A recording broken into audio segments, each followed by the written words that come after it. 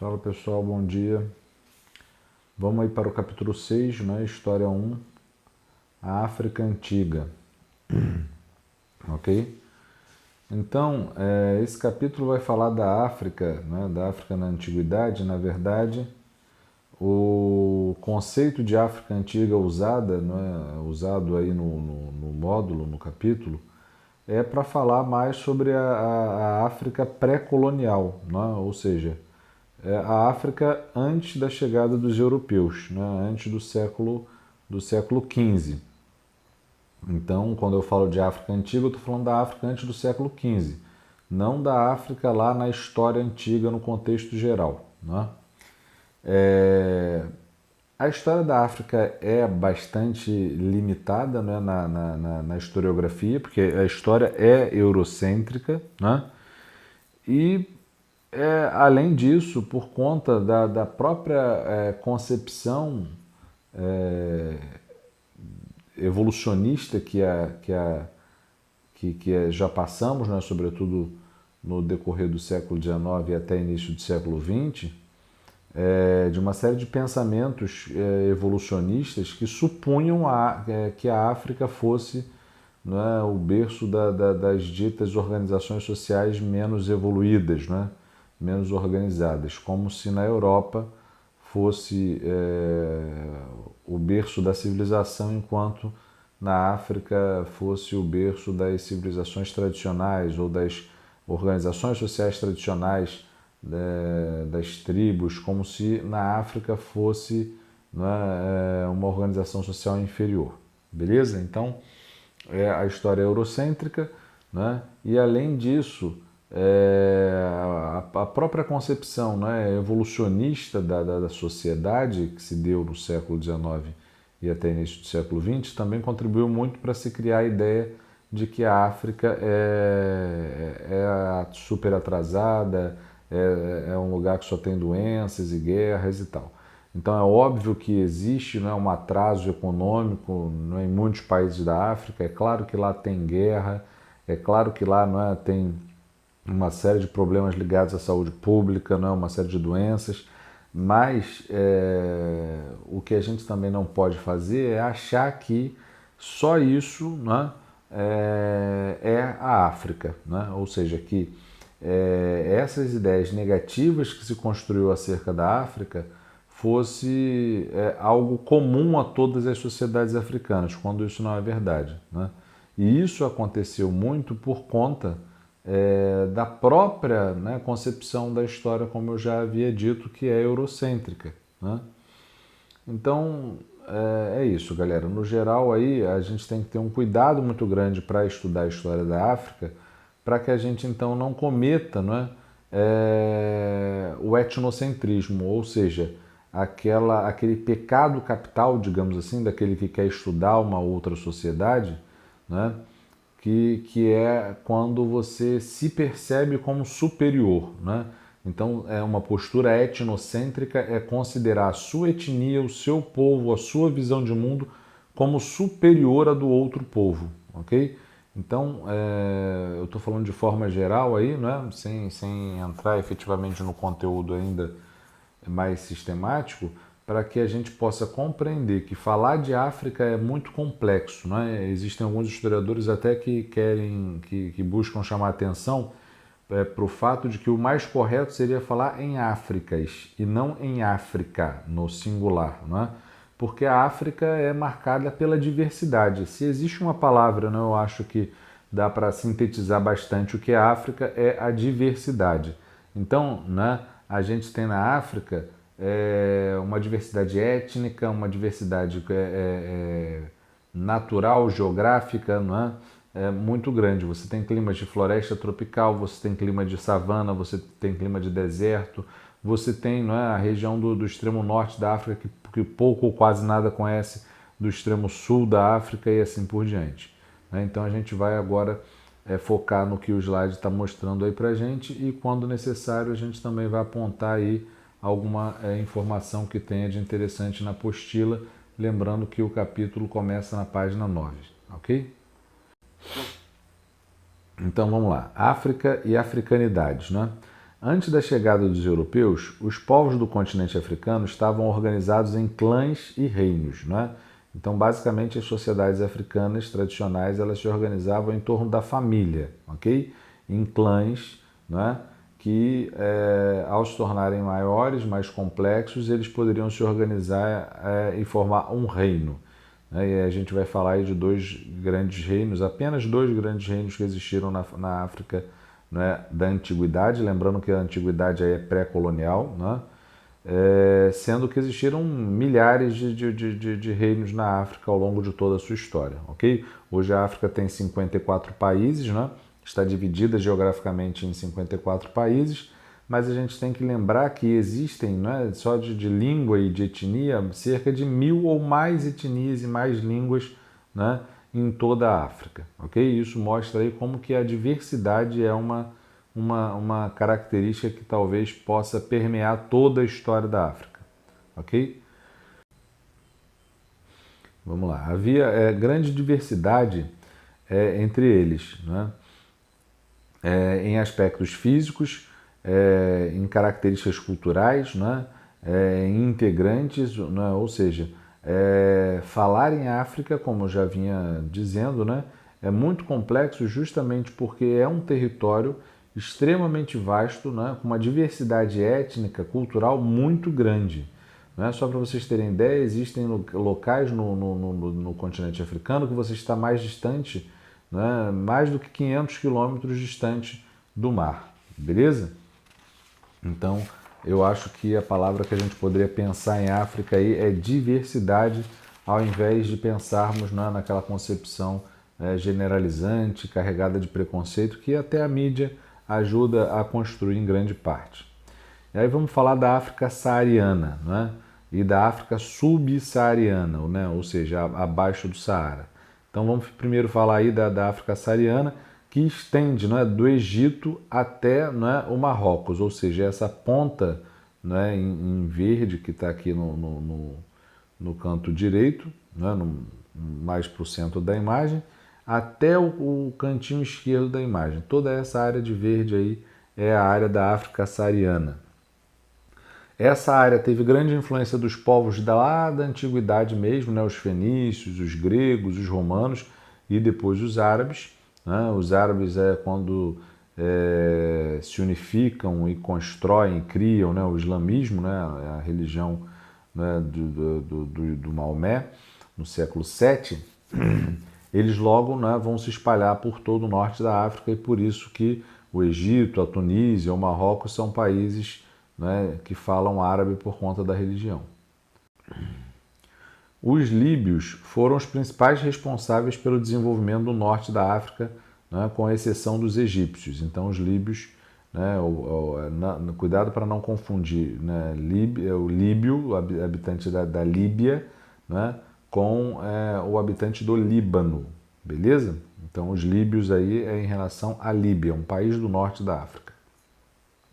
A diversidade desses povos ia desde a formação de tribos caçadoras-coletoras, outras à margem de rios, como a agricultura, né, viviam da queimada, do plantio de arroz, do inhame, praticada por escravos e camponeses livres, e a organização em reinos, ok? Então existiam povos, né, e existem povos na África que se organizam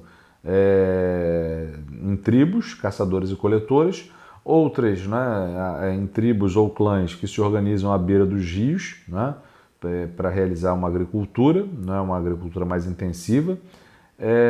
E ainda existem aqueles reinos, né, que se organizaram de forma mais complexa, né, como é o reino do Mali e o reino de Gana, dois exemplos que a gente vai falar.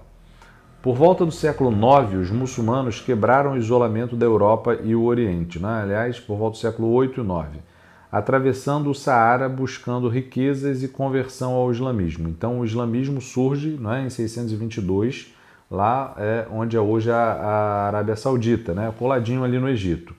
E logo o islamismo se espalha pelo norte da África, ok? Então, foram os muçulmanos, né, foram os árabes convertidos ao islamismo, né, ou seja, que professam essa nova fé, que eles que vão atravessar o deserto do Saara, né, em caravanas de camelo, e eles que vão então estreitar relações comerciais com os povos subsaarianos. E a partir desse contato dos árabes com os povos subsaarianos que vão se construir muitos reinos ali africanos abaixo do Saara. A semelhança com os povos já instalados permitiu o surgimento de uma civilização islâmica que foi se ampliando com o contato com os povos subsaarianos. Ok? Então, essa semelhança com os povos, né, já instalados, né, na região da África permitiu o surgimento de uma civilização islâmica, já que foi se ampliando, né, o contato dos povos árabes com os povos do sul do Saara, né, da África Negra, da África subsaariana. E aí foi havendo um contato, né, cultural, uma espécie de mistura entre os povos africanos tradicionais e os árabes.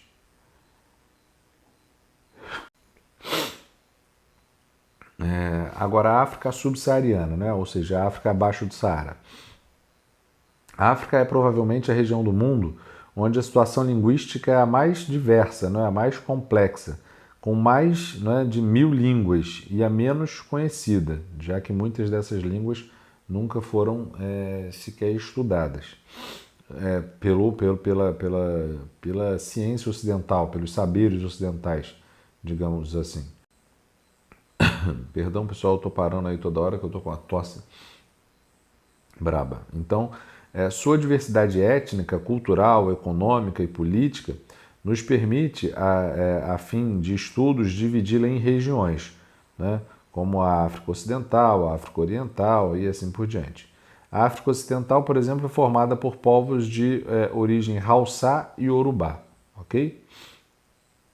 A África Central e Meridional, formada basicamente pelos povos de agricultores e pastores de origem Bantu. A África Etíope, né, povos de religião cristã que intitulavam-se descendentes do rei Salomão, possuíam um grande comércio com árabes e bizantinos. Né? Já tem mais contato com os árabes ali porque estão próximos ao Egito. A África da costa oriental, formada por bantus e povos vindos da Indonésia, foram profundamente influenciados pelo islamismo. Da mistura cultural surgiu uma nova denominada Swahili. Okay? Esses povos expandiram seus domínios, conquistando inclusive as ilhas como Madagascar. Agora, para a gente não entrar, né, nos reinos, vamos falar aqui um pouco do que o livro vai falar de vocês na página 10, né? De que as sociedades africanas, né, elas tinham elementos em comum, e aí a gente vai falar um pouco desses elementos que elas tinham em comum, porque não existe algo, né, que estivesse em comum em todas as sociedades africanas, né, pelo menos que eu conheça.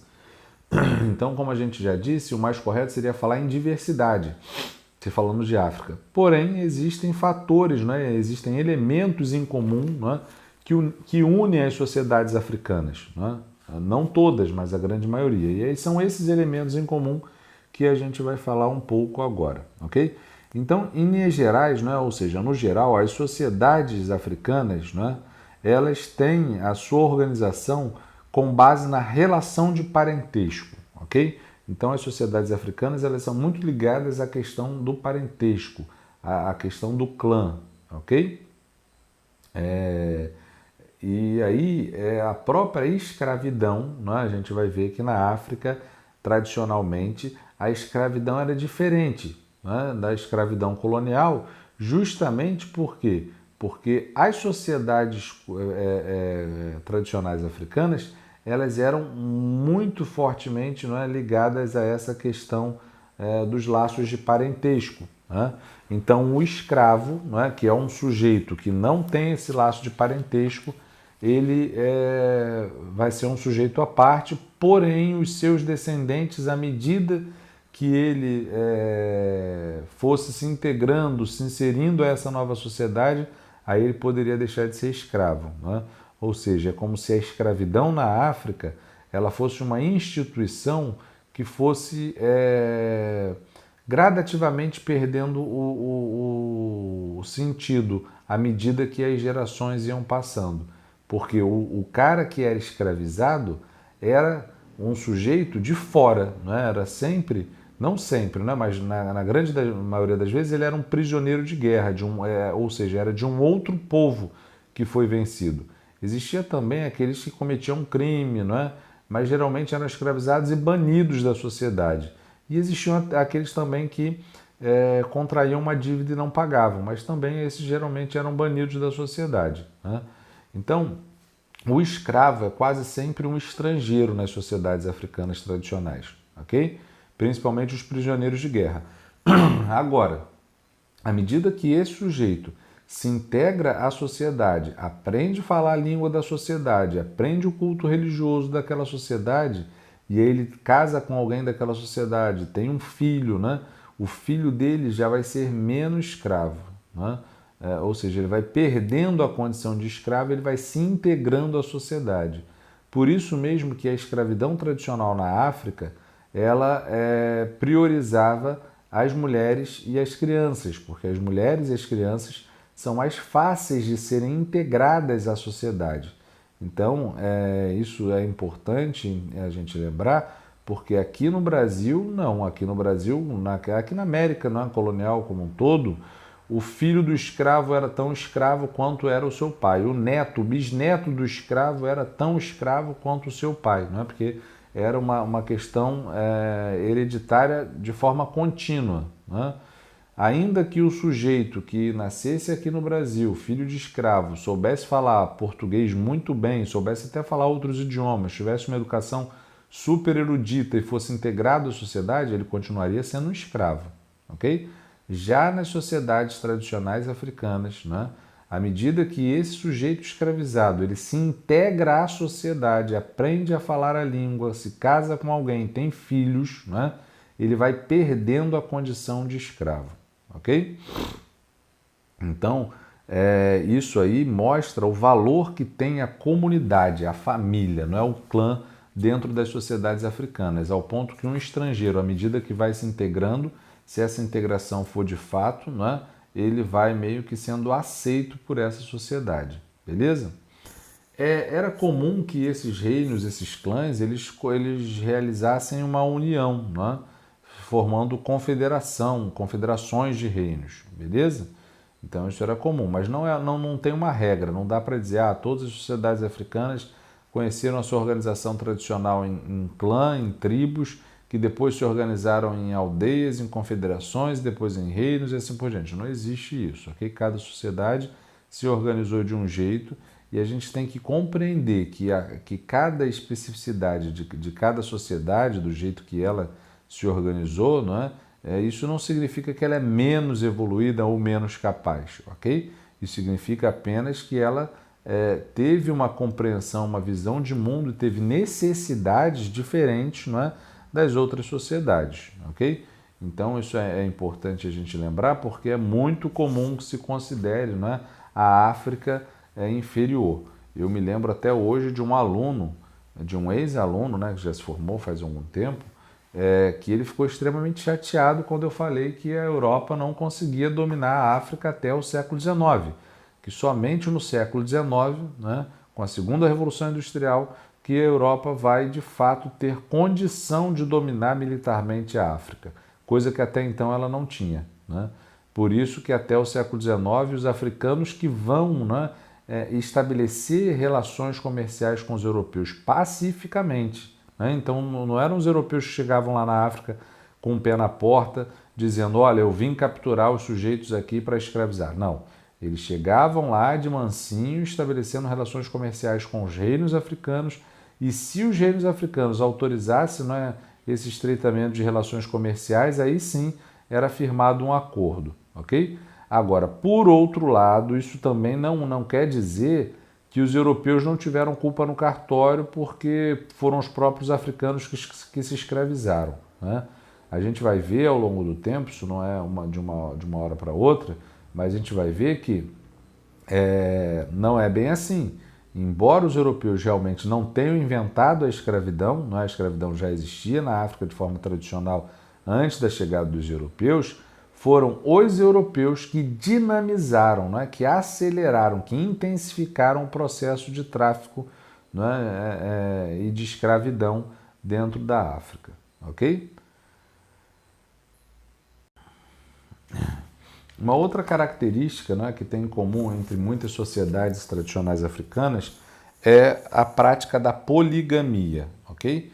Então é muito comum, principalmente porque é muito comum também o predomínio de povos nômades ou seminômades na África, né, assim como os povos ágrafos. Povos ágrafos são aqueles que não produziram escrita, veja bem, pelo amor de Deus. Os ágrafos não são analfabetos. Analfabeto é aquele sujeito que vive numa sociedade que tem escrita e não domina a escrita. O cara que vive numa sociedade ágrafa, que não produziu escrita, ele não tem como, né, saber ler e escrever, porque ele não, a não ser que ele tenha saído daquela sociedade, vivido em outra e tal. Mas se ele está ali completamente inserido, né, dentro daquela sociedade desde sempre, a sociedade dele tradicional, que é ágrafa, ele não vai produzir escrita, porque a sociedade não desenvolveu escrita. Isso não quer dizer que ela, por sua vez, que essa sociedade, por sua vez, é menos evoluída. Não, não é? Cada sociedade vai, não é, se desenvolver de um modo. Não quer dizer que a sociedade europeia é melhor porque desenvolveu a escrita e a sociedade, algumas sociedades africanas porque não desenvolveram. Não, o Egito, por exemplo, desenvolveu. E o Egito está na África. É bom lembrar disso aí, ok? Uma outra coisa que é muito comum entre os africanos, né, é a questão da fertilidade, né? A valorização da fertilidade como um atributo essencial, né, do ser humano, né, dos seres vivos de forma geral, principalmente das mulheres, né, ou dos seres vivos do sexo feminino, ok? Então, a questão da fertilidade, a questão do valor, né, digamos assim, a reprodução das espécies, beleza? Aqueles que não tivessem filhos, como está escrito na página 11, por exemplo, da apostila, né, eram desprezados pela sociedade, de tanto importante que era, né, e que é para muitas sociedades tradicionais africanas, né, ter filho. Por fim, não é, o que a gente vai falar de incomum aí sobre as sociedades africanas é no plano religioso, né? Não é, ao contrário do que se imagina, né, não é o culto aos orixás, não é, o culto aos orixás que é comum no Brasil, né, não é esse o culto predominante na África, ok? O culto predominante na África, não é o Islã. A religião mais praticada na África é o islamismo. Porém, as sociedades africanas, e o islamismo não surgiu na África, tá? Surgiu lá na Península Arábica, próximo à África. Agora, é comum, né, que a gente generalize atribuindo a religiosidade africana como se fosse somente o culto aos orixás. Não é. O culto aos orixás é um culto, né, de um povo específico da África, o povo Yorubá. Os outros povos, né, não conhecem os orixás, né? Ou se conhecem por conta de alguém que foi, né, hoje no mundo moderno transmitir essa informação. Mas tradicionalmente, se ele não é do povo Yorubá, ele não deveria conhecer, né, o que são os orixás, ok? Porém, no plano religioso, existe uma semelhança entre a maior parte das religiões africanas tradicionais, que elas são geralmente religiões ligadas às forças da natureza, né? São, portanto, chamadas de religiões animistas, ok? Porque são religiões que conferem ânimo, não é, espiritual a elementos, não é, inanimados, né? Como, por exemplo, uma pedra, como, por exemplo, né, uma água, né, um elemento da natureza. Então, as religiões animistas são aquelas que consideram, né, e que conferem ânimo espiritual, não é, a seres inanimados. Isso é uma prática, não é, comum entre várias religiões tradicionais africanas. Não é? Inclusive o Islã, a religião que o Maomé criou, não é, foi precedida por uma série de cultos que não tinham uma uniformidade lá na Península Arábica, mas existia, por exemplo, na Península Arábica pré-islâmica, ou seja, antes de Maomé, muito o culto a pedras, né? Isso é uma característica, por exemplo, de religião animista, você conferir ânimo espiritual para um objeto inanimado, como uma pedra, por exemplo, ok? Agora vamos falar aí dos principais reinos africanos da antiguidade, beleza? Vamos falar aí um pouco do reino de Gana, ou Império de Gana. O antigo Império Gana teve seu apogeu entre os anos 700 e 1200 da era cristã, ou seja, depois de Cristo, ok? O antigo nome desse império era o Agadu, que ocupava uma área tão vasta quanto a da moderna Nigéria e incluía os territórios que hoje constituem o Mali Ocidental e o sudeste da Mauritânia. Era rico em ouro e praticavam com os árabes um comércio transsaariano no qual trocavam ouro por artigos de luxo, especiarias e joias. Declinou devido a conflitos internos e invasão de outros povos, né? Então, tanto o reino de Gana, quanto o reino do Mali, que são reinos vizinhos, quanto o outro, né, que era o de Songhai, que também era próximo, quanto vários outros que existiram naquela região, eles deixavam de existir por conta da disputa entre esses reinos, ok? Era muito comum que rolasse guerra entre esses reinos. Beleza? Então, na página 11 aqui, vamos acompanhar algumas coisas que eu coloquei para pontuar aqui antes de passarmos para o próximo reino. Beleza? Gana era um importante centro comercial desde o século III, ok? Foi um ponto de intensas relações comerciais com os árabes, né? Os árabes desciam com seus camelos, com suas caravanas de camelos, né? Cruzavam o deserto todo do Saara, né? Para estabelecer relações comerciais com o povo de Gana, beleza? E com vários outros povos ali da África subsaariana. E aí, por isso que muitos reinos nessa região da África Ocidental ou da África subsaariana se formaram.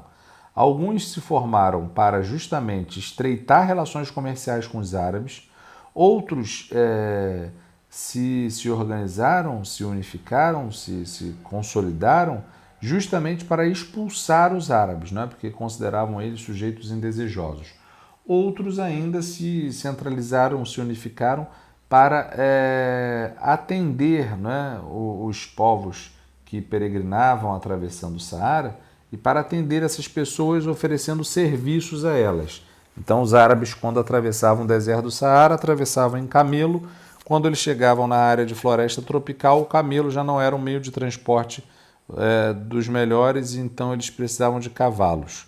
E aí muitos, né, do reino de Gana e do reino do Mali vão então construir estalagens, né, locais onde os camelos pudessem ser guardados para que fosse alugado cavalos para os árabes continuarem atrás dos seus produtos, enfim.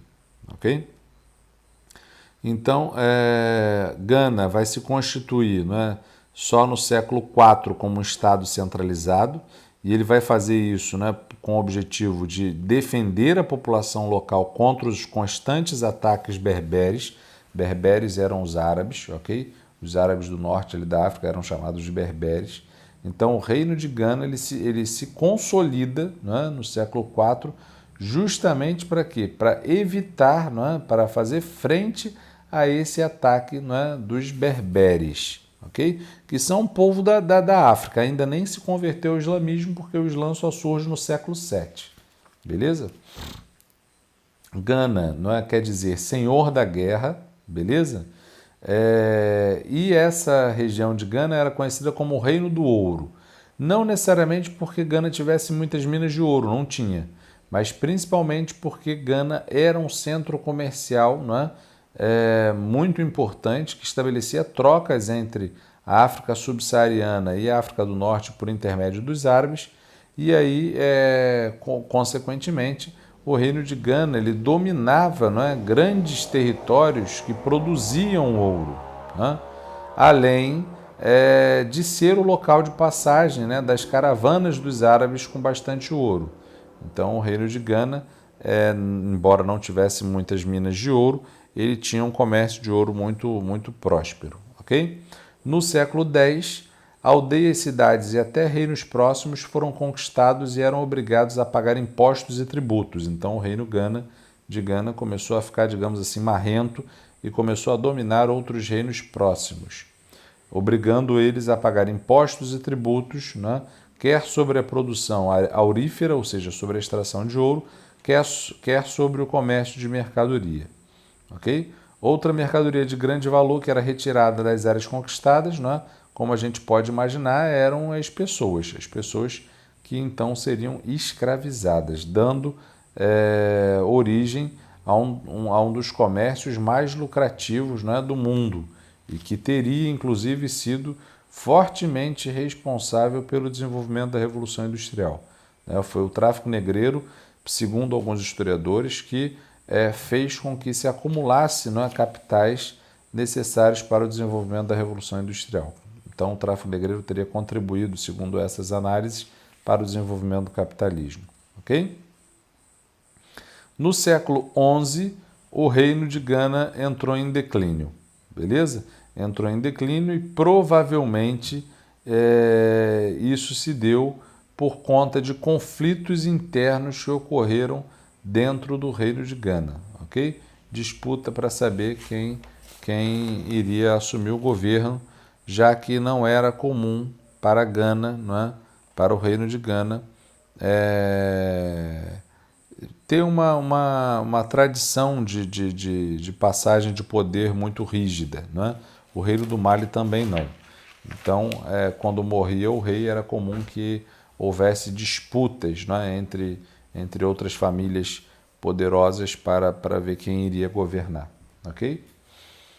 Essas disputas, então, provavelmente foram a causa da decadência do reino de Gana e a consequente expansão do reino do Mali, ok? Então, foi o reino do Mali que acabou anexando o reino de Gana. O reino de Mali possuía importantes centros urbanos, como Tombouctou, que contava com cerca de 100 mil habitantes. Tombouctou é uma cidade, né, que existiu no Império Mali, que está de pé até hoje, é patrimônio cultural tombado pela Unesco, inclusive, né? E é uma cidade importante porque tinha cerca de 250 escolas, né? Desde o nível primário ao nível superior, lá na África, numa época em que a Europa ainda estava trancafiada nos feudos, não é? Então, se a gente for olhar para o caso de Tombouctou, a gente não vai pensar a África como atrasada e como inferior, pelo contrário.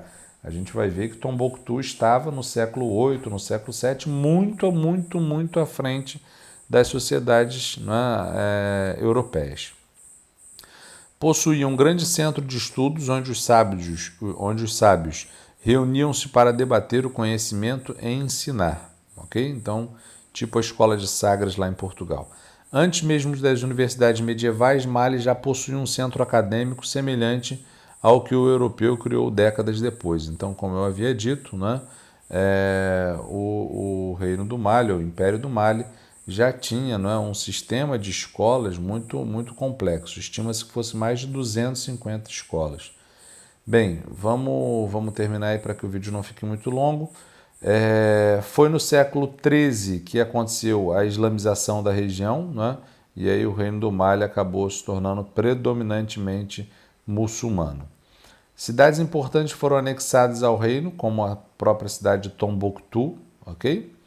E aí foi lá que foram construídas várias escolas, né, islâmicas.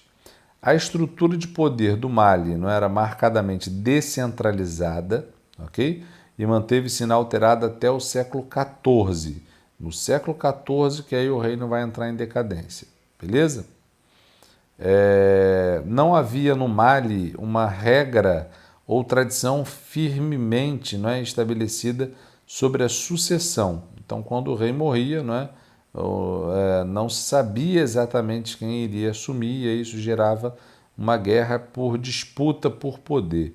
Essa provavelmente foi, então, também uma das razões, ou se não a razão principal, que causou a decadência do Império Mali. E aí ele foi suplantado, né, pelos songais. Ok? Bom, pessoal, é isso. Eu vou ficar por aqui, né? O texto ele vai falar um pouco da língua banto, que é uma das matrizes de língua africana que mais contribuíram para a língua brasileira, digamos assim, se é que é correto falar em língua brasileira, porque o português do Brasil é muito influenciado por palavras, por expressões indígenas e africanas, né? Mas vamos ficar por aqui para que o vídeo não fique muito longo e eu possa fazer um com outro capítulo. Dúvidas, é só colocar aqui E eu espero que tenha ficado claro aí, pessoal. Qualquer coisa é só falar.